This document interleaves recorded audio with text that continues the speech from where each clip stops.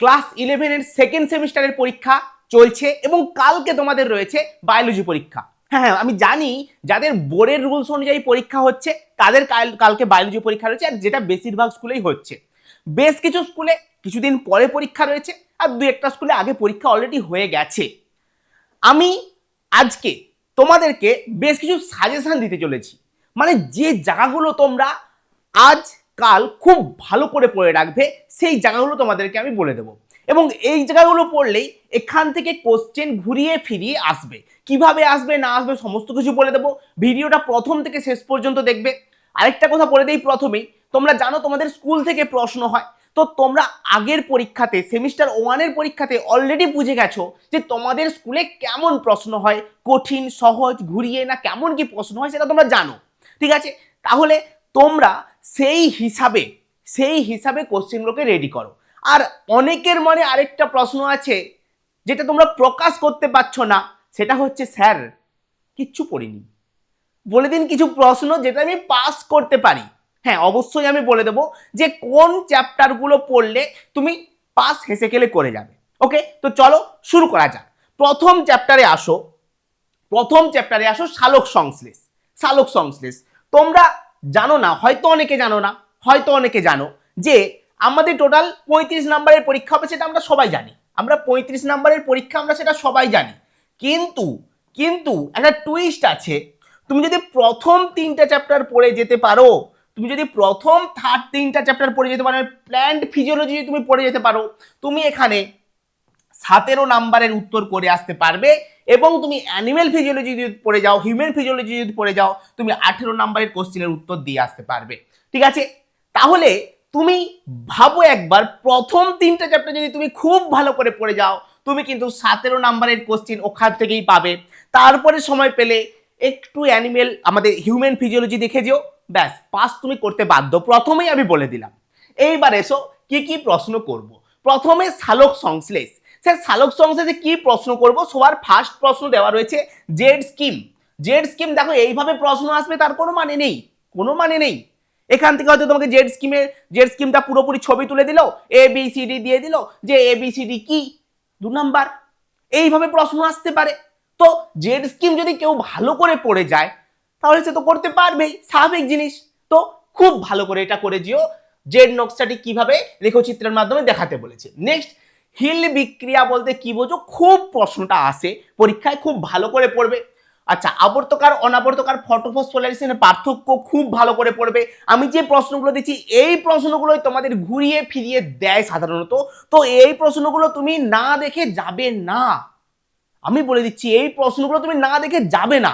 ওকে, next আসো, কার্যবর্ণালী কাকে বলা হয়? ক্লোরোফিল এ ও বি এর মধ্যে পার্থক্য, PS1 PS2 এর মধ্যে পার্থক্য, বিজ্ঞানী পিটার মিচেলের মতবাদ অনুযায়ী মাইটোকন্ড্রিয়া প্লাসিডে ঘটা ইলেকট্রন পরিবহন তন্ত্র ও এটিপি সংশ্লেষ প্রক্রিয়া প্রোটন ঘনত্বের নতিমাত্রা দ্বারা নিয়ন্ত্রিত হয়। আশা করি তোমরা জানো যে এটা কি বলতে চাইছে, ঠিক আছে? এই মতবাদটি কি নামে পরিচিত? ঠিক আছে, এইটা ঘুরিয়ে কিন্তু প্রশ্ন আসতে পারে, ওই জন্য একটা প্রশ্ন আমি ঘুরিয়ে দিলাম, কিভাবে ঘুরিয়ে প্রশ্ন আসতে পারে এই মতবাদটি বুঝিয়ে দিতে বলেছে। আচ্ছা, কেলভিন চক্র বা C3 cycle, C2 cycle, C4 cycle খুব ভালো করে পড়ে যাবে বা খুব ভালো করে পড়ে যাবে। এর ভেতর থেকে প্রশ্ন আসার চান্স খুব বেশি। ছকের সাহায্যে উদ্ভিদকে ক্যাম ক্রিয়াপদ আর হচ্ছে ক্রাঞ্চ অ্যানাটমি, আর এটাকে তুমি বেশিরভাগ স্কুলে এই প্রশ্নটা আসবে। ক্রাঞ্চ অ্যানাটমি বেশিরভাগ স্কুলে আসবে, প্রচুর ইম্পর্টেন্ট, প্রচুর টিচারদের একদম ফেভারিট প্রশ্ন, ঠিক আছে? চলো নেক্সট শ্বসন থেকে কি কি প্রশ্ন পড়বো? দেখো আমি কম কম প্রশ্ন দিয়েছি, এই প্রশ্নগুলো ছেড়ে যাবে না। আচ্ছা, নেক্সট, সকল উন্নত জীবের কোষীয় শ্বসন আংশিক শক্তি উৎপাদনকারী, মানে কি বলছে? গ্লাইকোলাইসিস ঘুরিয়ে রয়েছে, ঠিক আছে? গ্লাইকোলাইসিস প্রক্রিয়াটি উল্লেখ করতে বলেছে প্রবাহী চিত্রের মাধ্যমে।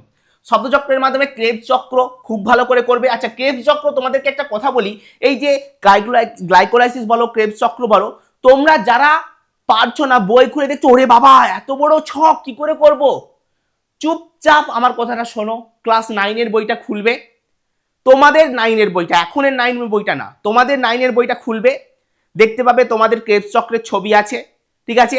ওটাকে মুখস্থ করে নেবে, কিচ্ছু ভাবার দরকার নেই। কিছু না লিখে আসার থেকে লিখে আসা ভালো।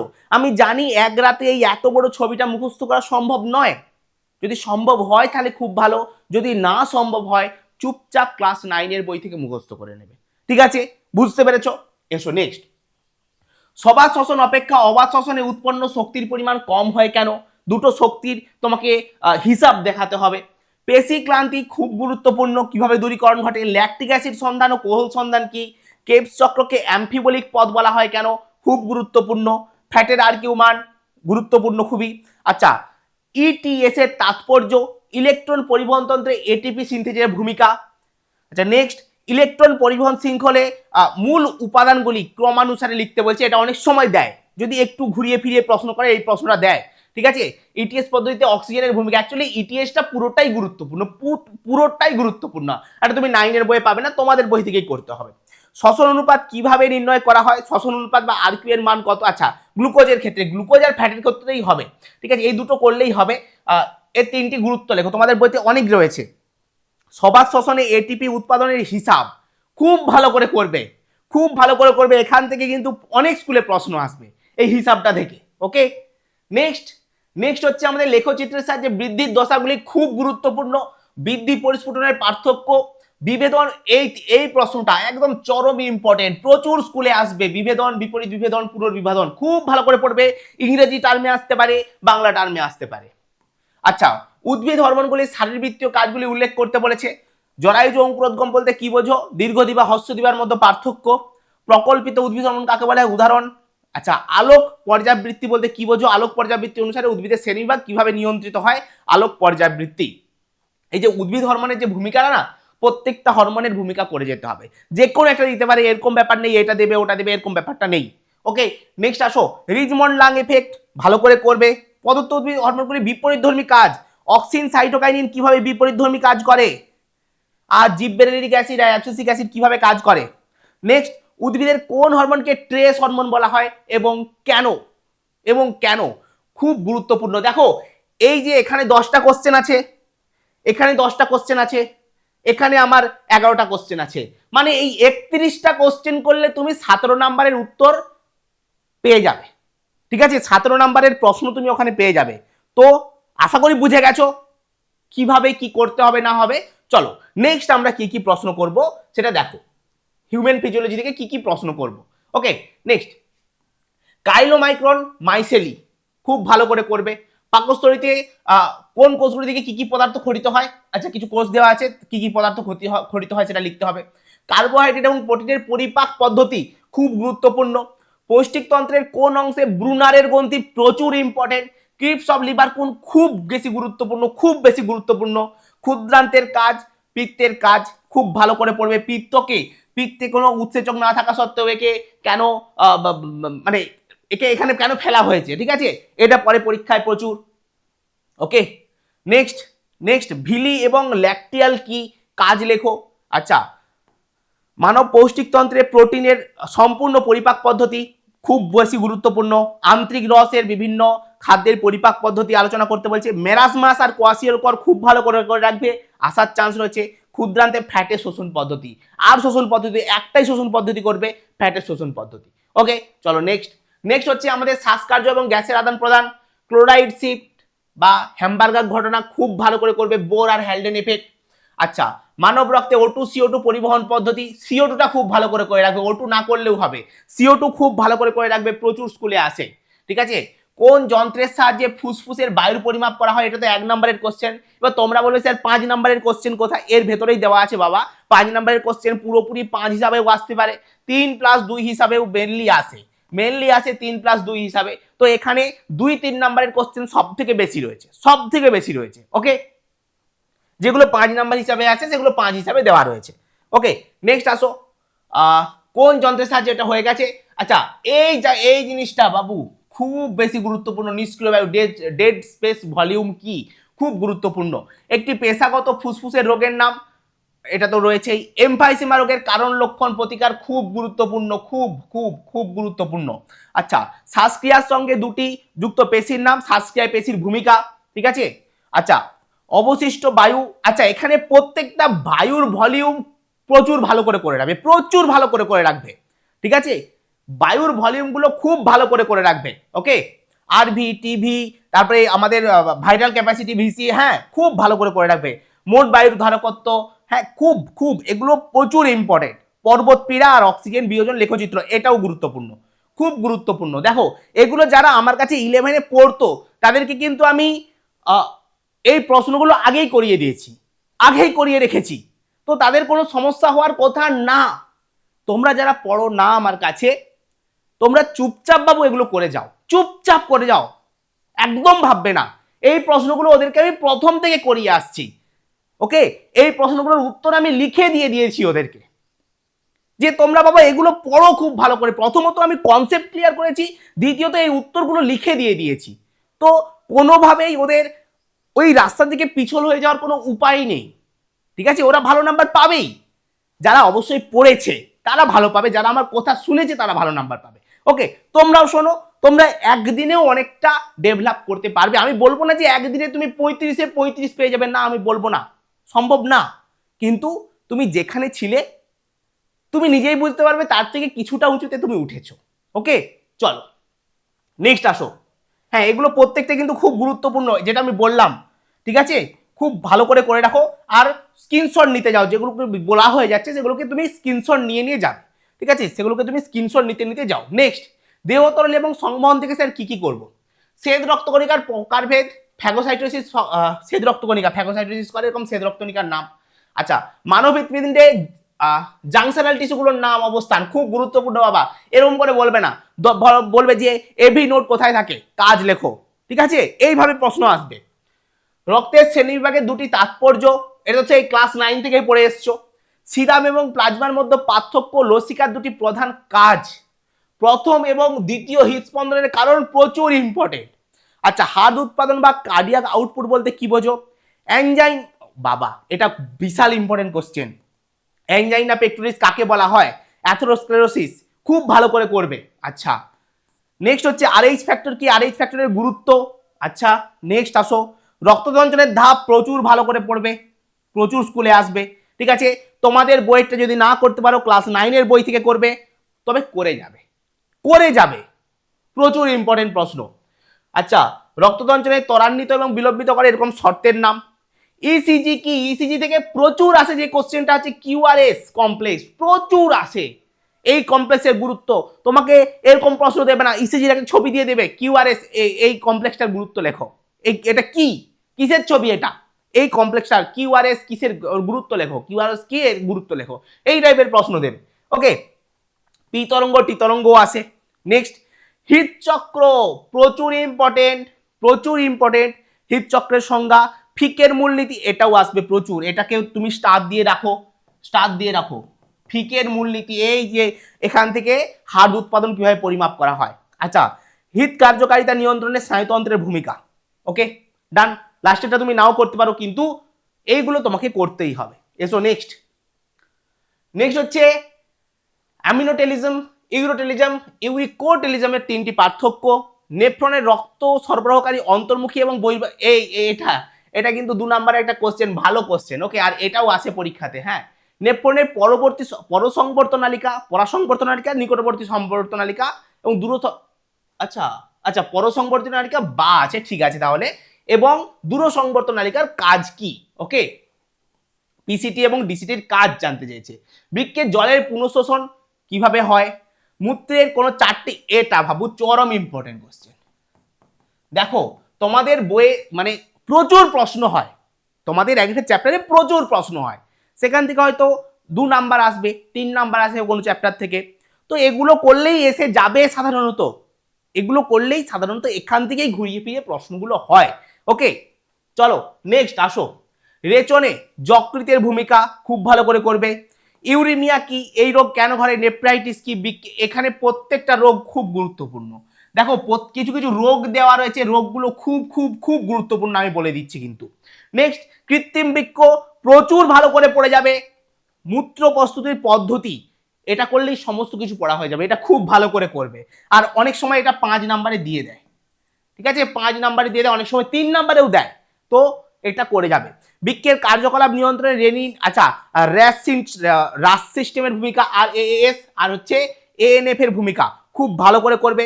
বিশেষ করে রাস খুব ভালো করে করে যাবে।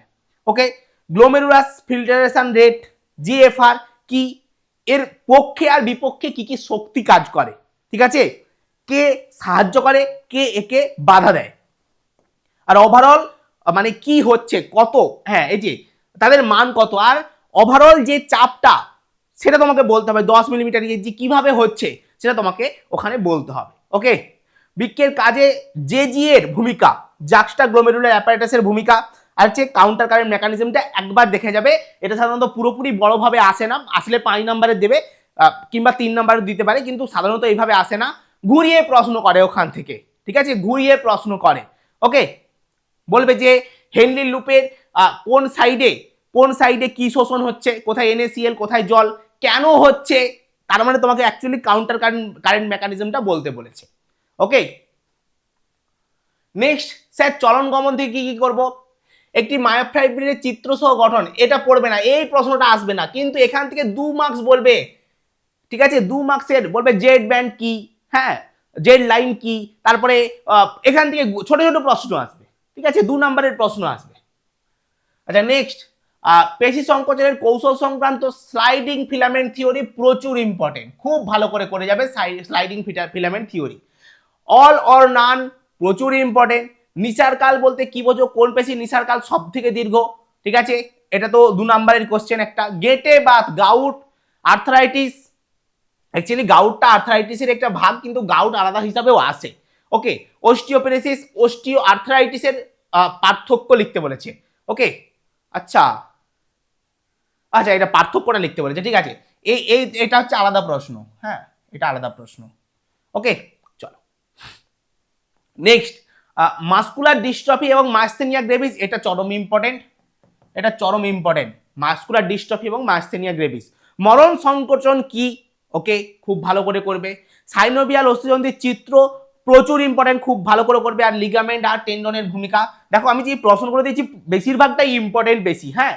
পেশি ক্লান্তি বলতে কি বোঝো, কিভাবে দূর করবে, লোহিত পেশি শেষ প্রতির পার্থক্য, সমদৈর্ঘ্য সংকোচন আর সমটান সংকোচন, এই দুটো যে প্রশ্ন, এই যে দুটো প্রশ্ন, এই প্রশ্নটা আর আগের প্রশ্নটা, মানে লোহিত পেশি শ্বেত পেশির পার্থক্য আর সমটান সমদৈর্ঘ্য সংকোচন অনেক স্কুলে দেয়, এটা সাধারণত দেয় না, কিন্তু কোনো কোনো টিচার ওটা দিয়ে দেয়, তো একটুখানি দেখে যাবে, যদি সমস্ত কিছু তোমার হয়ে গিয়ে থাকে তাহলে এই দুটো প্রশ্ন তুমি দেখে যেতে পারো। ওকে, আচ্ছা আরেকটা প্রশ্ন এখানে অনেক স্কুলে পাওয়া যায়, পেক্টোরাল গার্ডেল আর পেলভিক গার্ডেলে অবস্থিত অস্থিগুলোর নাম, ঠিক আছে, অনেক সময় আসে যে মাথায় অবস্থিত অস্থিগুলো, কখনো বলে মুখে অবস্থিত অস্থিগুলোর নাম, এগুলো আসে কিন্তু বেশি স্কুলে আসে না, সেই জন্য আমি এখানে ওগুলো দেইনি। ওকে চলো, স্নায়ুবেগ নিয়ন্ত্রণ এবং সমন্বয় সাধন, সিএসএফ এর কাজ, ওকে, মেনিনজেস খুব ভালো করে করবে। কর্পাস ক্যালোসাম কি, এখানে ছোট ছোট প্রশ্ন, একদম ছুটকু ছুটকু প্রশ্ন। সমবেদী এবং পরাসমবেদী, এটা প্রচুর ইম্পর্টেন্ট, খুব ভালো করে করবে, খুব ভালো করে করবে। সমবেদী এবং পরাসমবেদী সাইন এর পার্থক্য, সাইন্যাপসের মধ্য দিয়ে কিভাবে উদ্দীপনা পরিবাহিত হয়, ভালো করে করব আমি। আচ্ছা মাইলিন শীতযুক্ত স্নায়ুর মধ্যে দিয়ে আবেগ পরিবহন কিভাবে হয়, খুব ভালো করে করব। আচ্ছা এটি এটি, আচ্ছা কেন একটি হবে, একটি নন মাইলিনেটেড নিউরন থেকে দ্রুত স্নায়ু স্পন্দন পরিবহন করে, আচ্ছা কেন মাইলিন শীতযুক্ত স্নায়ু নন মাইলিনেটেড নিউরনের থেকে বেশি দ্রুত স্নায়ু স্পন্দন করে, এটা হচ্ছে প্রশ্ন, ঠিক আছে। এটা যদি তোমাদের একটু ঘুরিয়ে ফিরিয়ে একটু কঠিন কোশ্চেন করতে ভালোবাসেন তো এটা আসতে পারে। আচ্ছা সব করোটিয় স্নায়ুগুলোর নাম আমি মুখস্থ করতে বলছি, নাম মুখস্থ করবে কিন্তু সব কাজ মুখস্থ করতে বলছি না, 5th 10th আর 3rd খুব বেশি করে রাখবে, কারণ এখান থেকে প্রশ্ন আসে। ওকে, কি ধরনের স্নায়ু আর কাজটা খুব ভালো করে রাখবে। আর তোমরা তো জানো ওরে ও ওকু তাড়াতাড়ি আয়, ফটিকটা আজ গাইছে ভালো শুনতে হবে, করলেই তুমি সুন্দর সবগুলোর নাম মুখস্থ করতে পারবে। আর 5 7 9 10 হচ্ছে মিশ্র স্নায়ু, আর কি স্যার 3টা হচ্ছে আমাদের অন্তর্বাহী আছে, কান দিয়ে অডিওসনি অডিটরি, নাক দিয়ে অলফ্যাকশন, আর হচ্ছে কি চোখ দিয়ে অপটিক, ব্যাস কাজ খতম। আচ্ছা নেক্সট, মেডালা অবলাঙ্গাটা, গুরু মস্তিষ্ক, হাইপোথ্যালামাস, লঘু মস্তিষ্ক, সুষুম্না কাণ্ডের কাজ খুব ভালো করে করবে বাবা, খুব ভালো করে। আচ্ছা রড কোষ কোন কোষের পার্থক্য, অর্গান অফ কটি কাকে বলে, কাজ, উদাহরণসহ জটিল প্রতিবর্ত চাপের ভূমিকা, এটা তুমি করতেও পারো নাও করতে পারো, কোনো স্কুলে আসবে কোনো স্কুলে নাও আসতে পারে, বেশিরভাগ স্কুলেই আসবে না। আচ্ছা অ্যাকুইডাক্ট অফ সিলভিয়াস খুব ভালো করে করবে। পার্কিনসন ডিজিজ এবং অ্যালজাইমার ডিজিজ, ঠিক আছে, এই দুটো রোগের নাম খুব ভালো করে করবে। অ্যাকচুয়ালি রোগ থেকে প্রচুর প্রশ্ন হয়। ওকে, আচ্ছা নেক্সট, মানুষের কর্ণে অংশগুলি কি মানে কি কাজ করে সেটা লিখতে হবে। আচ্ছা, নিউরনের দ্বারা স্নায়ুস্পন্দন তৈরি এবং পরিবহন কিভাবে ঘটে, খুব খুব ভালো করে রাখবে, এখান থেকে প্রশ্ন আসার চান্স রয়েছে। ওকে, চলো নেক্সট হচ্ছে ফিডব্যাক নিয়ন্ত্রণ, আমাদের লাস্ট যে চ্যাপ্টার। ফিডব্যাক নিয়ন্ত্রণ খুব ভালো করে করব, এটা খুব বেশি ইম্পর্টেন্ট। ডায়াবেটিস মেলিটাস ইনসিপিটাসের পার্থক্য, এটা তুমি করতেও পারো নাও করতে পারো, কিন্তু আমি বলবো করে রাখবে।